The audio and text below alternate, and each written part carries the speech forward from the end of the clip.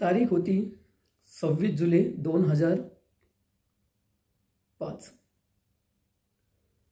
मुंबईमध्ये जसं काही जलप्रलय आलेला आणि त्या जलप्रलयामुळे सर्व मुंबई जलमय झालेली आणि प्रत्येक मुंबईकरांना ह्या जलप्रलयामुळे खूप आतोनात हाल झाले होते आणि ही गोष्ट आपण आजही विसरू शकत नाही।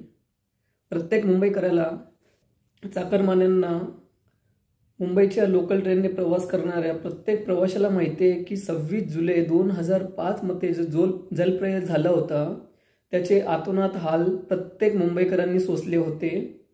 प्रत्येकाच्या घरामध्ये पाणी शिरला होता, रस्ते जलमय झाले होते, बिल्डिंग्समध्ये पाणी शिरला होता आणि प्रत्येकाने हा अनुभव घेतलेलाच आहे।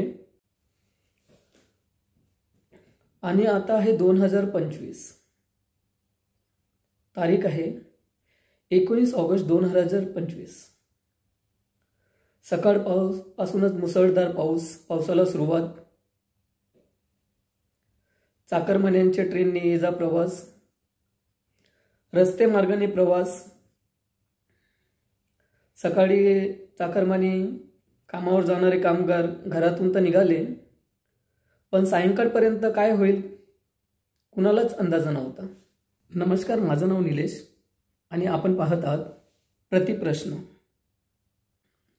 सायंकाळची वेळ होती, लोक कामावरून, ऑफिसवरून सुटून घरी जाण्याच्या तयारीमध्ये होते। प्रवासामधून वाट काढत ते रेल्वे स्टेशनकडे पोहोचले, पाहतात तर रेल्वे सेवा बंद, रस्ते जलमय, त्याच्यामुळे टॅक्सी, रिक्षा तेही ठप्प। प्रवाशांकडे ऑप्शन म्हणून काही नव्हतं, पण जरी सुद्धा त्यांना कुणाला मोनोरेलनी जेवढ्यात आवश्यकता वाटत होती ते मोनोरेलनी प्रवास करत होते। तो एक सुविधाजनक मार्ग होता आणि तो एक लास्ट ऑप्शन म्हणून होता। वेळ संध्याकाळी सायंकाळची 6:15 झालेले।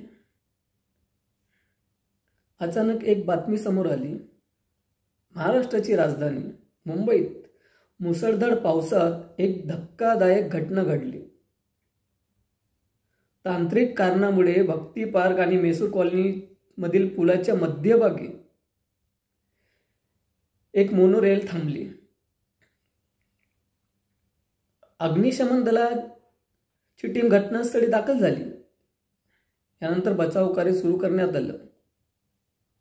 या घटनेत अनेक प्रवाशांना त्रास झाला।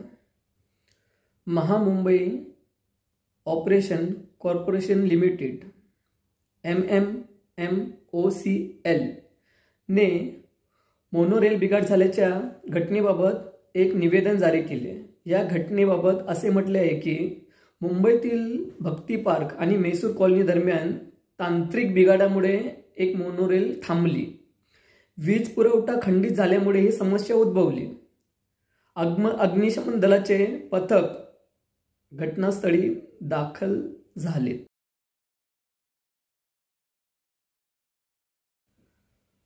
पाहायला गेलं तर आज मुंबईमध्ये खूप धो पाऊस, एकदम भयानक पद्धतीने पाऊस झालेला आहे। विक्रमी पाऊस झालेला आहे।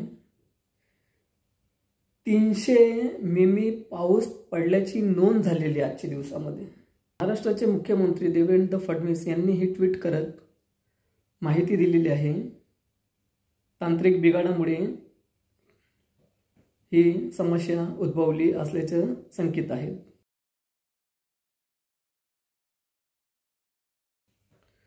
रेलमध्ये क्षमतेपेक्षा जास्त गर्दी झाली आणि मोनोरेल एका बाजूला झुकली, ज्यामुळे जो इलेक्ट्रिक सप्लाय डिस्कनेक्ट झाला, त्याच्यामुळे जो इलेक्ट्रिक सप्लाय डिस्कनेक्ट झाला, मोनो बंद पडली आहे।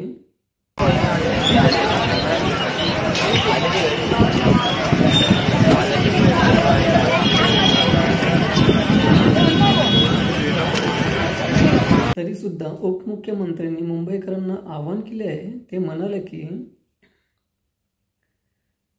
18, 19 आणि 20 2025. अत्यावश्यक कामाशिवाय बाहेर पडू नये.